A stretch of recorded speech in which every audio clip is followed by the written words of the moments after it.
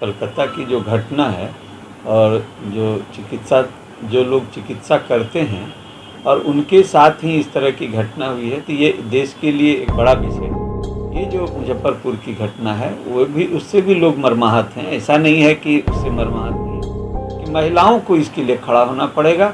और सरकार का जहाँ तक सवाल है, सरकार जो प्रयास कर रही है ये नाकाफी। हमेशा पिछड़े, अति पिछड़े, अनुसूचित जाति जनजाति के साथ जो अन्याय हुआ है उसका दर अभी तक घटा नहीं है, लगातार बढ़ा है। अपने पदों का लाभ लेते हुए, अपने पदों पर बैठे हुए लोगों ने, बड़े लोगों ने इसे क्रीमी लेयर में बदल दिया। संविधान का जो मूल भावना है वो तहस नहस हो गया। इसलिए मैं सब दिन क्रीमी लेयर का विरोध किया हूँ, अब करता रहूँ। मुजफ्फरपुर में जो कांड हुआ है उसको लेकर सभी खामोश। नहीं, देखिए, ऐसा नहीं है कि एक पर आवाज़ उठ रहा है, एक पर नहीं, हर जगह है। लेकिन जो ये कलकत्ता की जो घटना है और जो लोग चिकित्सा करते हैं और उनके साथ ही इस तरह की घटना हुई है, तो ये देश के लिए एक बड़ा विषय हो गया है। और इसलिए उस पर आंदोलन आप देखेंगे कि ज़्यादा हो रहा है। और ये जो मुजफ्फरपुर की घटना है वो भी, उससे भी लोग मर्माहत हैं। ऐसा नहीं है कि उससे मर्माहत नहीं है, उसके लिए भी लोग आंदोलन कर रहे हैं। लेकिन इस विषय पर मेरा कहना सिर्फ यह है कि जब जिस तरह से नारी समाज के साथ इस तरह की घटनाएं होती जा रही है, लगातार देखा जाए तो ये बढ़ रहा है। और इससे पहले निर्भया कांड हुआ था, उस पर पूरे देश ने आंदोलन किया, खड़े हो गए। पूरे देश की महिला से लेकर पुरुष सभी लोग खड़े हो गए थे इस निर्भया कांड में। और उसके बावजूद ये अभी जो घटना हुई है, तो ये कहीं न कहीं जो है सो इस पर अंकुश लगाने की दिशा में जो सरकार का प्रयास होना चाहिए, उस दिशा में सरकार प्रयास करने में विफल रही है। और मेरा ये मानना है व्यक्तिगत कि जब महिला की सुरक्षा में और महिला के लिए जब महिलाएं खड़ी हो जाएगी आवाज़ बन करके, तो मैं समझता हूँ कि देश में महिलाओं के साथ अत्याचार कमेगा। और क्योंकि पुरुष प्रधान समाज में आज भी देश पुरुष प्रधान है, तो इस समाज में जो महिलाओं के साथ बर्बरता हो रही है और उनके साथ जो घटनाएं हो रही हैं, उसमें महिलाओं को इसके विरुद्ध खड़ा होना पड़ेगा। और महिलाएं जब खड़ी हो जाएगी, तो जब आप घर में देखते हैं कि घर की महिला जब खड़ी हो जाती है, तो वहाँ पर फिर कहीं न कहीं जो पुरुष समाज है वो दब जाता है, उसके लिए समझौता करता है। इसलिए मेरा ये कहना है कि महिलाओं को इसके लिए खड़ा होना पड़ेगा।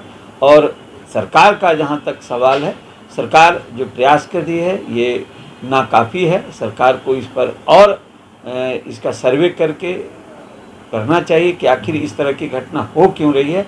और इस तरह का जो, ये तो एक बहुत बड़ी घटना है कि जो है एक चिकित्सक जो हैं, जो महिला चिकित्सक है उसके साथ इस तरह के है, देश के लिए शर्मनाक है। देखिए, राजनीति तो एक ऐसा चीज़ है कि जो राजनीति करने वाले लोग होते हैं वो हर विषय में ये तलाश करते हैं कि हमें कौन सा ऐसा विषय मुद्दा मिल जाए कि हम अपने विपक्ष को जो है परास्त करें। तो ये तो सब दिन होगा, इसे कोई रोक नहीं सकता है, क्योंकि पक्ष और विपक्ष दोनों का यही काम होता है। और वो राजनीतिक मुद्दा तलाश करते हैं, और जहाँ भी उनको ऐसा लगता है कि इसे राजनीतिक लाभ होगा, तो राजनीतिक लाभ की तलाश में ऐसा जो है करते हैं। और ये विषय जो है कोई रोकने का नहीं है, ये रुकेगा भी नहीं, राजनीति होगी ही। और जहाँ तक सवाल है, ये बिहार में इस तरह की घटना हुई है, और जो आज से नहीं बहुत पूर्व से, जब समाज को अब देखिएगा तो हमेशा पिछड़े, अति पिछड़े, अनुसूचित जाति जनजाति के साथ जो अन्याय हुआ है उसका दर अभी तक घटा नहीं है, लगातार बढ़ा है। इसलिए यह जो है सरकार का ही फेल्योर है। और सरकार ने इतनी सारी जो कानून बना के रखा है हित में, अनुसूचित जाति के लिए भी ये कानून है कि पहले अरेस्टिंग होगा तब उस पर जो है कार्रवाई होगी। तो इस तरह का आईपीसी की धारा में है। इसलिए मेरा ये कहना है कि ये समाज, जिस समाज के साथ अन्याय होता है उस समाज को विशेष करके उठ के खड़ा होने की ज़रूरत है। आखिर इन लोगों के साथ जो इस तरह की दुर्घटनाएं होती जा रही है, तो उस पर तो चिंतन करने से यह महसूस होता है कि कहीं न कहीं ढिलाई है। अगर किसी चीज़ को कठोर से कठोर सजा के रूप में दिया जाए तो हम समझते हैं कि वो अपराध घटता है, कम होता है।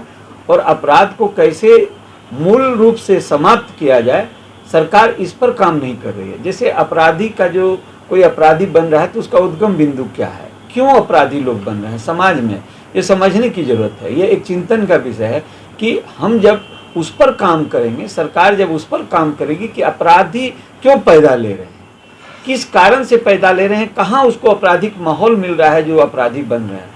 इसलिए सरकार को इस पर अगर ऊर्जा खर्च करेगी, इस पर धन खर्च करेगी, तो निश्चित इसका लाभ जो है सरकार जो अभी अपराधी को पकड़ने में जो अपना समय व्यय करती है और ऊर्जा लगाती है, मैं समझता हूँ कि यह जो है उसके अगर उसके उद्गम बिंदु पर गौर किया जाए तो निश्चित इससे सरकार आपराधिक घटनाएं भी घटेगी और सरकार को अपना ऊर्जा कम खर्च कर।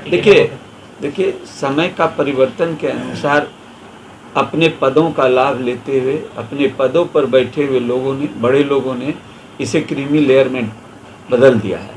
लेकिन अगर हम संविधान की बात करें, संविधान की मूल भावना की यदि आप बात कीजिएगा तो आपको ये देखने के लिए मिलेगा कि जब भी इस देश में बाबा भीमराव अम्बेडकर साहब ने जो इसकी परिकल्पना की थी कि जो अनुसूचित जाति जनजाति को जो आरक्षण मिले नौकरियों में, उन्होंने ये प्रयास किया था कि ऐसे बड़े लोगों के साथ, ऐसे उच्च जातियों के साथ हम उस जाति को बैठा दें जिसके पानी दिया हुआ गिलास से वो पानी नहीं पीना चाहते हैं, जिसके बगल में वो घर नहीं बनाना चाहते हैं, जिसके से दूर रहना चाहते हैं। इसलिए उन्होंने आरक्षण की परिकल्पना करके और राजनीतिक और शैक्षणिक आरक्षण दिया था।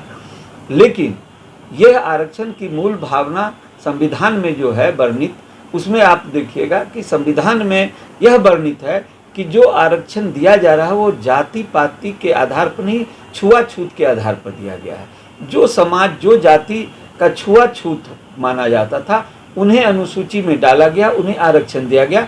जबकि बाद में आप ये कहें कि आज जो ये पिछड़ा ओबीसी को मंडल कमीशन ने आरक्षण की ये किया, कवायद किया, फिर आरक्षण इनको मिला बीपी सिंह के समय में, उस समय आप देखिएगा तो ऐसा महसूस होगा कि उस समय ये जो लोग छूट गए थे जिन्हें भी आरक्षण की आवश्यकता थी, तो उन्हें राजनीतिक आरक्षण नहीं दे करके सिर्फ सामाजिक शैक्षणिक आरक्षण दिया गया। जबकि हर आरक्षण को संविधान की 9वीं सूची में डालने का प्रावधान होना चाहिए, जिससे कि आरक्षण पर कोर्ट में जाके तरह तरह के ये फैसले ले करके उसे जो है आरक्षण के जो परिकल्पना है उसको ही समाप्त किया जा रहा है और आरक्षण की मूल भावना ही समाप्त हो रही है। संविधान का ये जो मूल भावना है यही समाप्त हो रहा है। इसलिए क्रीमी लेयर जो अनुसूचित जाति में लगाने की बात अभी हो रही है, अगर आप ये देखिएगा गौर से तो अनुसूचित जाति में यदि क्रीमी लेयर और अनुसूचित जनजाति में क्रीमी लेयर लगा दिया जाता है तो क्रीमी लेयर समझिए ये आरक्षण पूरा आर्थिक आधार पर हो गया। ये पूरा आरक्षण का खाका नीचे से अनुसूचित जाति या जनजाति से लेके ऊपर तक, क्योंकि सवर्णों को 10% आरक्षण आर्थिक आधार पर दिया गया, क्रीमी लेयर लगा के ओबीसी को आर्थिक आधार पर आरक्षण कर दिया गया कि जो आर्थिक रूप से कमजोर है उन्हें मिलेगा। अनुसूचित जाति ही सिर्फ एक जाति बची है, वर्ग बचा है, जिस वर्ग को अगर आर्थिक आधार पर आरक्षण कर दिया जाए तो उसके बाद ये सारा आरक्षण आर्थिक आधार पर हो गया और संविधान की धज्जी उड़ गई, आर्थिक आधार पर आरक्षण हो गया और ये परिकल्पना जो है संविधान का जो मूल भावना है वो तहस नहस हो गया। इसलिए मैं सब दिन क्रीमी लेयर का विरोध किया हूँ, अब करता रहूँ।